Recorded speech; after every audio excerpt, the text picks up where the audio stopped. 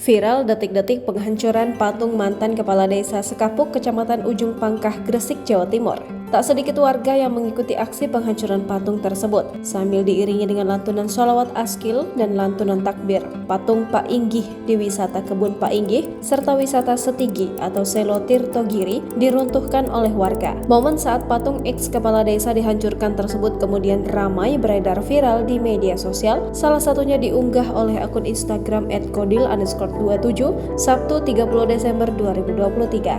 Aksi penghancuran sendiri dilakukan dengan cara meruntuhkan badan patung mulai dari bagian bawah kemudian ke atas. Dilansir melalui tribunmadura.com, warga desa Sekapuk, Kecamatan Ujung Pangkah, Gresik, unjuk rasa di Balai Desa menuntut laporan dana keuangan desa semasa Abdul Halim menjadi kades. Warga desa Sekapuk yang terdiri dari bapak-bapak, ibu-ibu, dan pemuda desa semuanya hadir di Balai Desa untuk melihat proses rapat bersama Muspika BPD, BUMDes, dan dipimpin pejabat pelaksana tugas Kepala Desa. Dalam rapat tersebut, warga meminta laporan keuangan di BUMDes yang mengelola wisata Setigi, Kebun Pak Inggih, dan usaha desa lainnya, sebab desa Sekapuk disebut sebagai desa miliarder. Dalam unjuk rasa tersebut, warga juga meminta transparansi gaji yang diterima komisaris BUMDes dan gaji sebesar 19,5 juta rupiah per bulan, dana hak inisiator sebesar 364,8 juta rupiah berupa saham di BUMDes. Selain itu, warga juga meminta dasar hukum pembentukan wisata Setigi dan Kebun Pak Inggih. Warga juga meminta laporan pertanggungjawaban pembangunan wisata Setigi dan Kebun Pak Inggih. Warga juga meminta adanya dana hutang-hutang BUMDes Sekapuk sebesar 3 miliar rupiah